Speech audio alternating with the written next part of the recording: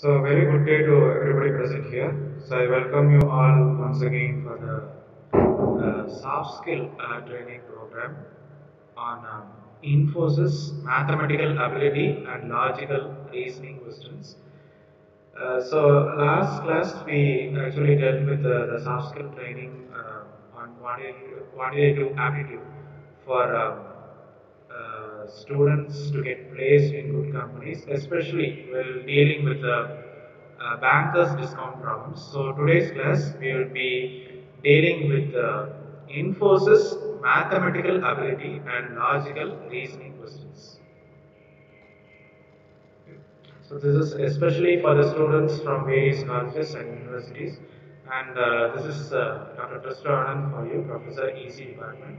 You can reach me at dr.tristoanand@gmail.com and you can contact me at this number. So first of all, let me thank God for giving me this golden opportunity to deliver this webinar or the soft skill training program to share my knowledge among my fellow national as well as international students. And thank you, my dear colleagues and fellow participants who understood the necessity to support this soft skill training program by your valuable presence. So without you, the event would not have been possible.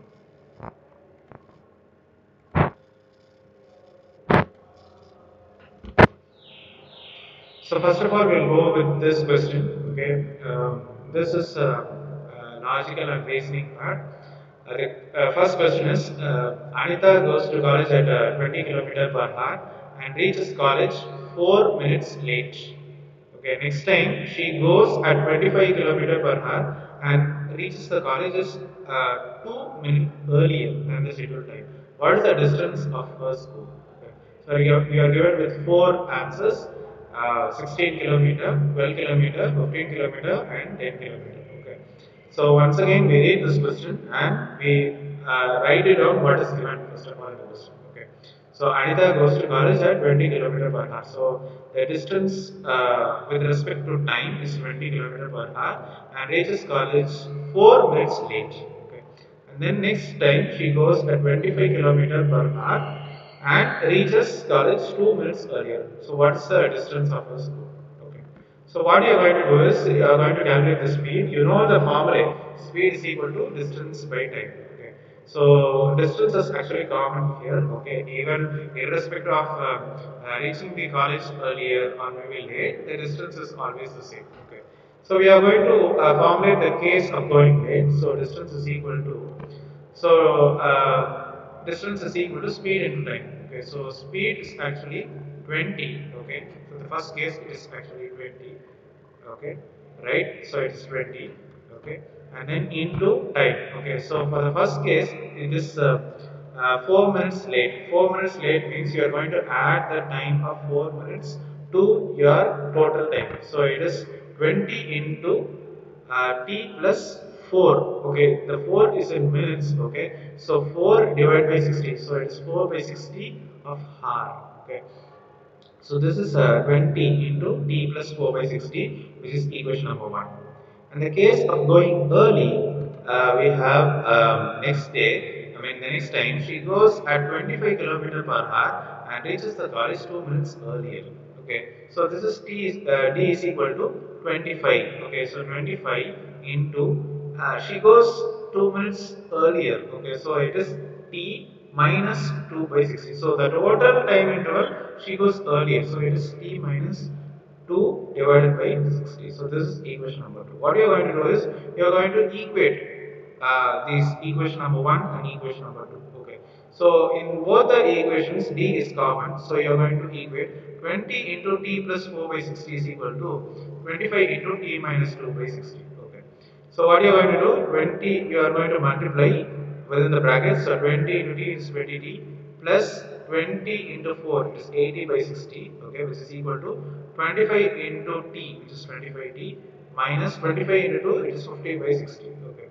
So this 25t, this 20t you have, if you bring this 20t over here, okay, so it becomes 25t minus 20t, it becomes 5t. Okay. This 80 by 60, this minus 50 by 60, if it comes over here, it is 80 by 60 plus 50 by 60, it is 130 by 60. Okay, so if you can cancel 0 and 0, it becomes 13 by 6 is equal to 5t. Okay, and so t is equal to 13 by 6. Okay, once again divide by 5. Okay, so it becomes 13 divided by 30. So that's the value of t. Okay, so this is 13 by 30. Okay, what you're going to do, you're going to substitute this 13 by 30 in any one of the equations. Okay, so if you are given with the first equation, t is equal to the first one, you have 20 into t plus 4 by 60. In place of t, you are going to substitute as 13 by 30 plus 4 by 60. Okay, so it is 20 into 13 by 30 plus 4 by 60. If you can take LCM, okay, it is divided by the LCM.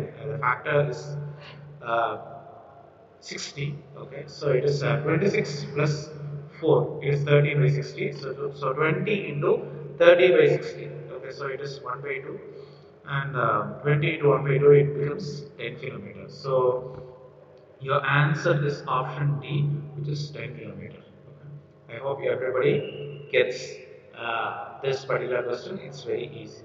Okay. Next, you have a truck which covers a distance of 376 km at a certain speed in 8 hours. How much time would a car take at an average speed, which is 18 km per hour, more than that of speed of the truck, to cover the distance, which is 14 km more than that traveled by the truck? So what is given is the truck covers a distance of 376 km at a certain speed, okay, in 8 hours. How much time would a car take at an average speed? Okay, the speed is the time is asked. Okay, with an average speed which is 18 km per hour, more than the speed of the truck to cover the distance, which is 14 km more than the travel by the truck. Okay, so you're given 4 options: 6 hours, 5 hours, 7 hours, and 8 hours. So whatever is given in the question, you should write down. Okay. So speed of the truck is equal to distance by time. You know, speed is equal to distance by time, or distance is equal to speed into time. So given you should find out the value of speed. Only then you can find out the value of time. Okay. So speed of the truck is equal to distance by time. Given the distance is 376 kilometer and time is actually 8 hours. Okay, right? So 376 divided by 8 is equal to 47 kilometer per hour. Okay. Now what you are going to do? You are going to calculate the speed of the car. Okay. So it is given like in the second statement. You read once again. How much time would a car take at an average speed? Okay, average speed is 18 km per hour, more than the speed of the truck. Okay, to cover that particular distance. So actually, the speed of the car is equal to speed of the truck plus 18 kilometers. So whatever you get the speed of the truck, okay, you have found out the value is 47 plus 18 gives the speed of the car. So 47 plus 18 is equal to 65 km per hour. Okay, and then you have the distance traveled by the car. Okay, so distance traveled by the car is equal to this 376. Okay, and which is 14 kilometer more than that traveled by the truck. Okay, so distance traveled by the car is equal to 376 plus this 14. Okay, so 376 plus 14 is equal to 390. Okay, now from the distance traveled by the car, you are going to find out the time taken by the car. Okay, so time is equal to distance by speed. Okay, so distance is already calculated, it is 390 divided by speed. Okay, speed you have already calculated, it is 65. So 390 by 65. Okay, so if you can cancel by 13, okay, you get 30, and over here it is 5. Okay, so 30 divided by 5, you get 6 hours. Okay, so the answer is option A, which is 6 hours. So what I suggest is you have to read the question at least 2 or 3 times. Then you're the best in answering the logical and reasoning part of any competitive exam. Next, we have question number 3. Two cars, namely A and B, start simultaneously from a certain place at the speed of 40 km per hour and 55 km per hour respectively. The car B reaches the destination 2 hours earlier than A. What is the time taken by A to reach the destination? Okay, so you are given with two cars, okay, which are starting simultaneously from a certain place. The two speed is given as 40 km per hour and 55 km per hour. Okay, so here the car B reaches the destination 2 hours earlier than A. You are asked with the time taken by A to reach the destination. Okay, it is already given like the car B reaches the destination 2 hours earlier. Okay, so you have to be very particular that the time is less than B. Okay, so you are given with four answers: 8 hours 12 minutes, 6 hours 15 minutes, 7 hours 20 minutes, and 7 hours 12 minutes. Okay. Right. So the time taken by car A, we are going to take as T. Okay, and the time taken by car B to reach the destination is T minus 2. Okay. Right. So why it is T minus 2 means because the B reaches the destination 2 hours earlier than A. So the total time interval it's early, so it is T minus 2. Okay. So what you are going to do is you are going to compute the formula. Okay. So speed into time, that's actually distance. Okay. So speed into time is equal to speed into time. Okay. So S1 into T1 is equal to S2 into T2. For S1, okay, you are going to substitute as 40 kilometer for 40, okay, into time. You don't know the time, okay, so it is time T, okay. And then for the second case, it's 55, which is over here, into T minus 2 because it is arriving 2 minutes earlier, okay, right? Sorry, 2 hours earlier, so it is T minus 2. Okay, so it is 40T is equal to 55T minus 110. Okay, so if you bring this 40T over here, it becomes 15T, and this 110 over here, you get 110. Okay, so it's actually 15T is equal to 110. Okay. This 15T, so T is equal to 110 divided by 15. Okay. So if you can cancel by 5, it's 22 divided by 3. Okay. So 22 by 3 is actually 3 sevens are 21. Okay, carry 1, 0. Okay. So 10 by 3. Okay, 10 by 3. It's actually uh, what you have if you have in the case of the horse, okay, so it's actually one third of the heart, okay, one third of the heart. So one third of the heart means it's actually roughly 20 minutes, okay, so that's the reason it is 7 hours and 20 minutes. Okay, so the answer is option C, which is 7 hours 20 minutes. Okay, next we move on to the next question. Out of seven consonants and four vowels, how many words of three consonants and two vowels can be formed? Okay, so there are seven consonants and four vowels. Of course, you know what are consonants and vowels. A, E, I, O, U are vowels, and the other are consonants. Okay, how many words of three consonants and two vowels can be formed? So it's actually the question of probability. Okay, right? So you're given with the options 24,400, 21,300, 210, 25,200. Okay. So the number of ways of selecting three consonants, okay, out of seven, you write it as 7C3. I hope you can refresh the reasoning part, logical part from your mathematics. Okay, so the number of ways of selecting three consonants out of seven. Okay, because it is out of seven, you are going to select the words of three consonants. Okay, so 7 C3, and the number of ways of selecting two vowels out of 4. Okay, so it is 4C2. Okay, so number of ways of selecting three consonants from 7. Okay, mixed with two vowels from 4. So it's actually 7C3 into 4C2. Okay, so what is 7C3? 7 into 6 into 5 divided by 1 into 2 into 3. Okay, into 4C2. So it's 4 into 3 divided by 1 into 2. Okay, so this is actually you get 30, 210. 210 divided by 6. Okay, into 12 divided by 2. Okay, if if you can simplify, you get 210. Okay.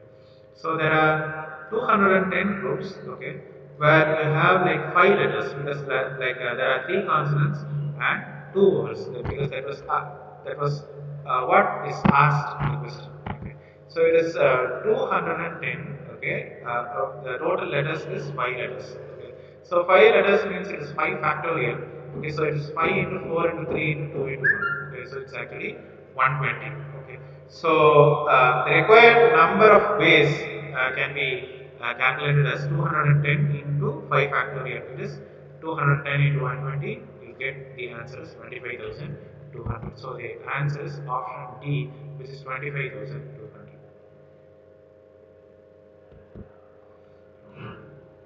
Next, you have find the missing number. Okay. Yeah, so you have like 62, 64. You are given with a dash and 32, 14, and 16. Okay. Right. So you are given with the options 26, 28, 30, and 32, and E none of the above. Normally, while dealing with these questions, we will be a little bit more energetic. Okay, and you will try to find out what's the answer. Okay. Um, so I'm going to picturize this question as a simple diagram. Okay. So 62, 64, 30, 32, 14, and 16. So I'm going to write it down. So any guesses where you can solve this particular question? Because something divided by 2 and then divided by 2 minus 2, something like that, you can picturize in this way. So 62, 64, 30, 32, 14, and 16. Okay. So 62 and 30, you get something divided by 2. Okay. So 62. 62 62 minus 2, okay, you get 60, divide by 2, you get 30. Okay. And similarly 64 and 32, it is divided by 2. Okay, right? And 30 and 14, okay, 30 minus 2, it is 28, 28 by 2, it is 14. Okay, and then 32 divided by 2, you get 16. Okay, but your question is 62, 64. What's the next one? Okay, right? So with this you can actually calculate the value. Okay, right? So 62, 64. What will be the next answer? It is actually 30. Okay, so the answer is option C, which is 30. Okay.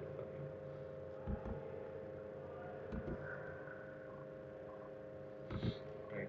Next, we move on to the next question. So, 12 people are sitting in 2 parallel rows, okay, containing 6 people. Each such that they are equidistant from each other. In row 1, we have P, Q, R, S, T, B, okay, and all of them are facing south. Of course, you know what is north, what is south, east, and west. Okay, so all of them P, Q, R, S, T, and B are seated, and all of them are facing south. Okay, in row 2, you have A, B, C, D, E, and F are seated, and all of them are seated north.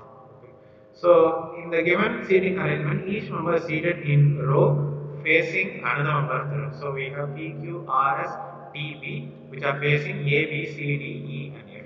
Okay. So you are given with the following conditions: either S or Q sits at an extreme end of the line. S sits third to the right of Q. The one who faces Q sits second to the right of E. The one who faces Q sits second to the right of E, and then two people sit between B and F. Okay. Neither B nor F sits at the extreme end of the line. The immediate neighbor of B faces the person who sits third to the left of B. R and T are immediate neighbors. C sits second to the left of A, and D does not face the immediate neighbor of D. So what you are going to do is you are going to formulate this statements. Okay. Based on these statements, you are going to make the arrangements. Okay. So either S or Q sits at an extreme end of the line. So either S will be the end or maybe Q at the end. Okay. And then S sits third to the right of Q. So from Q, like there are three dashes, there will be S. Okay. And one who faces Q, okay, one who faces Q sits second to the right of E. Okay, so from E, it will be second. Okay. So something like that, you have to formulate the statements. We are going to go one statement after the other. So the question is, who amongst the following sit at the extreme end of the row? Okay, why they are asked with who sits at the extreme ends? Okay, S and D, Q and A, B and C, P and D, Q and F. Okay, right? So it's a tricky question. Okay, but still it's simple. Okay. So what are you going to do from the first three conditions? You are given with either S or Q sits at an extreme end of the line. You are going to write it down as yes, okay, at the start, okay, and then you are going to take dash dash, okay, maybe that's a chance of Q, okay, and dash dash, okay. And then the second statement, yes sits third to the right of Q. So that's the reason I have mentioned yes at the end, and from that 1, 2, 3 is Q. Okay. And then the one who faces Q sits second to the right of E. Okay, one who faces Q sits second to the right of E. So definitely your E will be the second one. Okay, right. Okay, but still there are possibilities even. Okay, for the first case I have assumed yes to be at the end. Okay, suppose if Q is at the end, okay, over here, okay, so I write it Q, and from the three steps it is yes, okay, and then once again I read the third statement, the one who faces Q sits second to the right of E, okay, so the one who faces Q sits second to the right of E, so E is in the fourth spot, okay, right. Okay. Two people sit between B and F. Okay, two people sit between B and F. Okay, so they are not at the extremes. So there is a possibility that they might be in the second position and the fifth position. Okay, right. So they are not in the extremes. They are not in the extremes. So what you are going to do is you are going to take the second part. Okay. So it is yes and Q over here. So definitely the other one would be P. Okay. So you are going to write it as P. Okay. So B and F have two people. Have two people. So you are going to write after E, you can write B, okay, and there is another one paper, and after that you can write this if, okay, right, fine. The other statement is neither B or F sits at an extreme end of the line. That's what I have told you. The immediate neighbor of B faces the person who sits third to the left of B. Okay, right? So you are going to formulate the statement once again as C is actually the left of A. So C should be the first, okay, from the left, and A the third as well. Okay, so this one you are going to write the remaining one. Okay, so it is P, you have S, and then you have Q. Okay, so C is to the left of A. Okay, so definitely your A would be in the third spot. Okay, and then C would be the first spot. So the remaining is D. Okay, and R and T are immediate neighbors. Okay, so you are going to write this T and R. Okay, right, and then C sits second to the left of A that we have followed. T does not face the immediate neighbor of D. Okay, of course T does not face the immediate neighbor of D. So you are going to write the remaining as B. Okay. So what you have in the question, who amongst the following sit at the extreme end of the rows? You have B and D. Okay, so the answer is option D, which is B and D. Okay, so it's all about logical part. It's all about reasoning part. You have to keep your mind clear so that you can easily solve this particular question. Next, you have the seventh question. Please excuse me.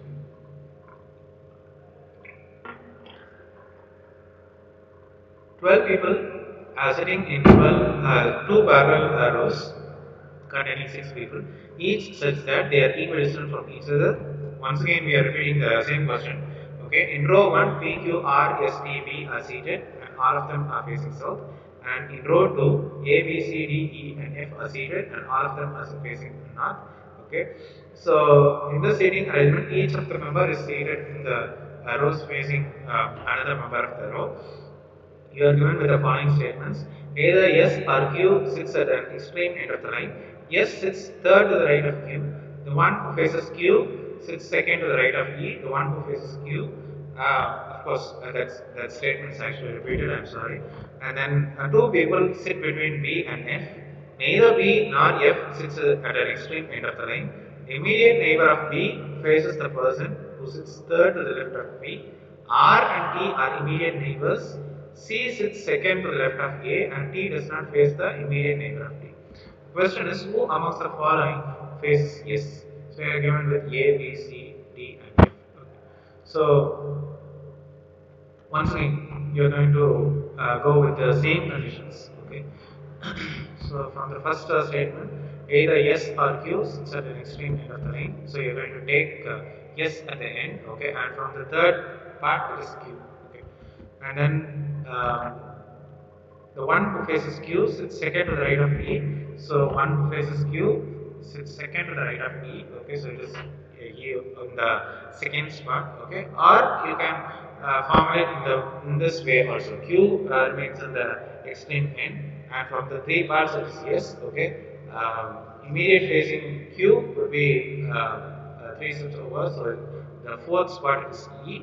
Okay, so and then you have two people sit between B and F, and B or F are not at the extreme end of the line.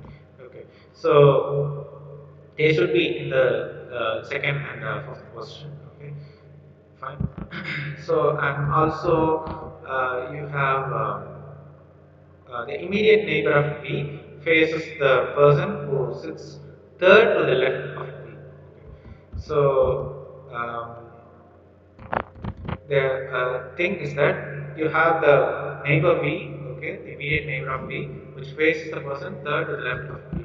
Okay, so from this B, okay, right, from this B, okay, you have the formulated the statement C is to the left of A, which is also another particular statement. Okay, so you are going to fill this 1, 3, and 6. Okay, so you have C and A. We have C is to the left of A. Okay, and C should be the first left. Okay, and A should be the third. Okay, and after filling the statement, the remaining is D. Okay, and also it is given in this statements. Okay, R and T are immediate neighbors. Okay, C sits sorry, T does not face the immediate neighbor of D. Okay, so R and T are immediate neighbors. That was one of the statement, and then T does not face the immediate neighbor of D. Okay, so T does not face D. So the only possibility is the remaining B, which is in the second spot. Okay, fine. So the question is, who amongst the following faces yes? Okay, so the person who's facing yes is actually A. Okay, so the answer is option A, just A. Okay.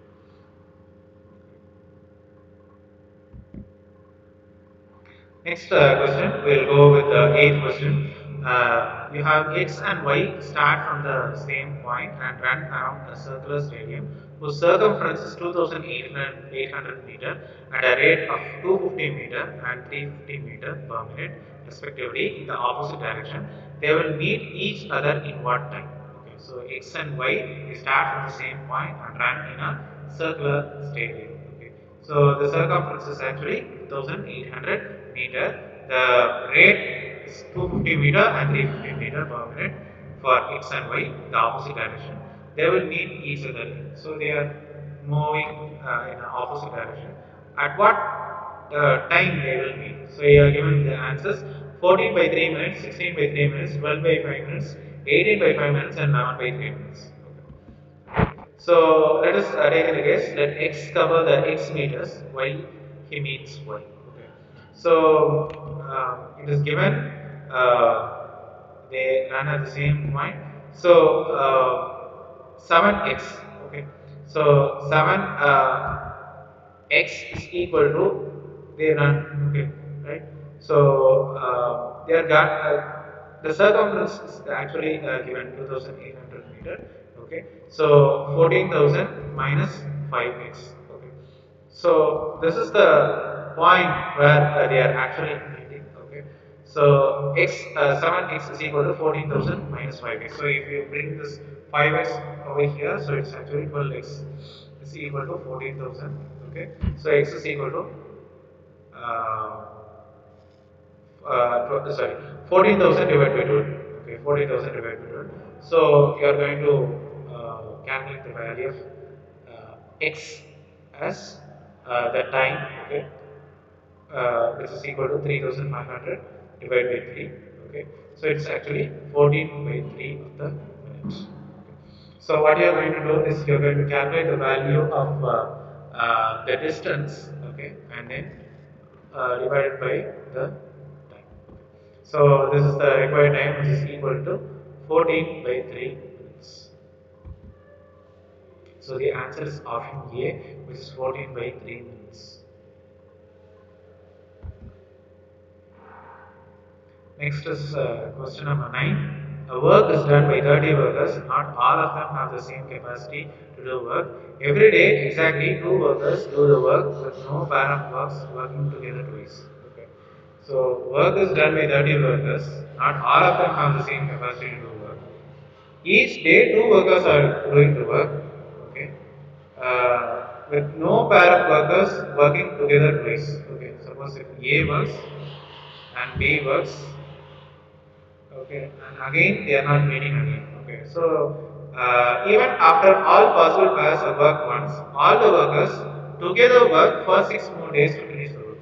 Okay, find the number of days in which all the workers together will finish the work. Again, I read the question. The work is done by 30 workers. Not all of them have the same capacity to do work. Okay. So every day, exactly 2 workers are doing. Okay, with no pair of workers working together twice. Okay. So if A and B are working, again they are not working together. Okay. Even after all possible pairs have worked once, all the workers together work for 6 more days to finish the work. Okay. Find the number of days in which all the workers work together. Okay, so that's the question. Okay, so the question is actually easy. Okay, if you can read the question once again, because 30 workers means it's actually 30 days. Okay, again if they work means it's actually accounting to 5 days. So this is actually 35 days. Okay, so the answer is option D, which is 35 days. Right? So there are simple solutions for a complex problem, maybe. Okay. And then we have the 10th question.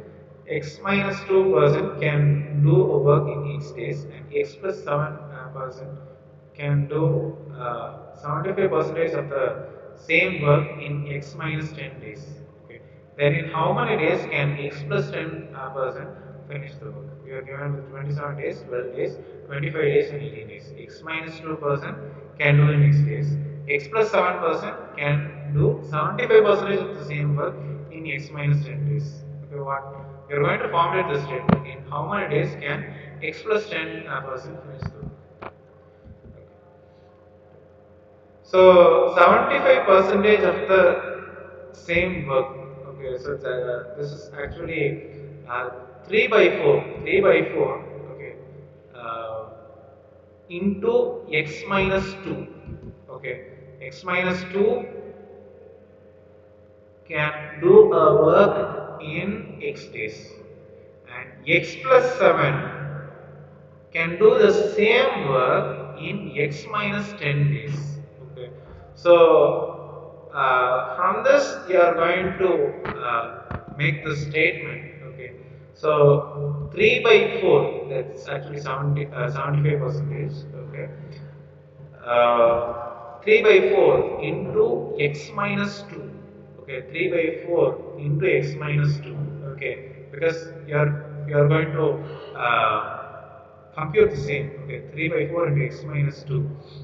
Uh, X minus 2 can do it in x days. Okay, so x minus 2 into x. Okay, which is equal to x plus 7 into x minus 10. Okay. So 3 by 4 into x minus 2 into x. Okay. So that one you are going to multiply. Okay.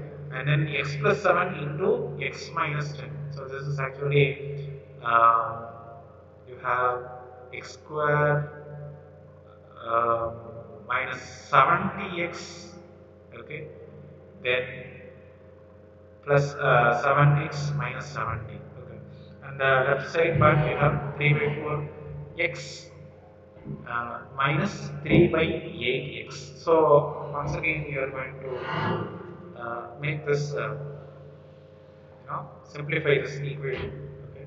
And then you are going to get the value of x as 12 days. Okay. So the x value is actually 12 days. Okay. So the answer is option B, which is 12 days. And then you have the 11th question. Shruti, Sweta and Swati together can cut 216 apples of the same size in 3 hours. Number of apples cut by Shruti is in 9 hours is same as the number of apples cut by Swati in 7 hours. Okay. So they can cut 216 apples, same size in 3 hours. Number of apples cut by Shruti in 9 hours is same as the number of apples cut by the third one, Swati. Okay, in 7 hours. Okay, so Shruti is finishing as 9 and Swati is finishing in 7. In 1 hour, Swati can cut as many apples more than Sweta as Sweta can cut more than Shruti. Okay. What is the number of apples which is cut by Sweta in 1 hour? The second one, how much apples she is cutting within 1 hour? So you are given with 21, 24, 27 and 29. Okay. So what is given is uh, Shruti, Sweta and Swati can cut 216 apples of the same size in 3 hours. Okay, right? So if you can see 216 divided by 3 is actually 72. Okay, so u plus v plus w is equal to 72. Number of apples cut by Shruti in 9 hours, okay, 9u, is the same as the number of apples cut by Swati in 7 hours, okay. So 7 into w, okay, so 9u is equal to 7 into w. Okay. Another one equation is in 1 hour Swati can cut as many apples more than Sweta as Sweta can cut more than Shruti. Okay. So w minus v, okay, is equal to V minus U. Okay. So U, V, W. So this U, Sweta is V and Swati is W. Okay. Right? So W minus V. Swati can cut more than Sweta. So W minus V. Okay. Which is equal to V minus U. Okay. Fine. Okay. Right. And also this V is equal to, you can compute the value as 24. Okay, from these statements you can calculate the value as 24. Okay, what you're going to do, you're going to substitute this V from this statements. U plus V plus W is equal to 72. 9U is equal to 7W. Okay, and W minus V is equal to V minus U. Okay, what you are going to do is maybe from the third equation, what you are going to do is you are going to take this V over here. So it's actually 2V, okay, which is equal to W plus U. Okay, so from this you are going to calculate the value of V, and you are going to substitute this V in maybe equation number 1 or maybe equation number 2. Okay, so you can take like 5 minutes, not maybe like sorry, 2 minutes, okay, time to solve this one, and you can get the value as V is 24. So the option is B, which is 24.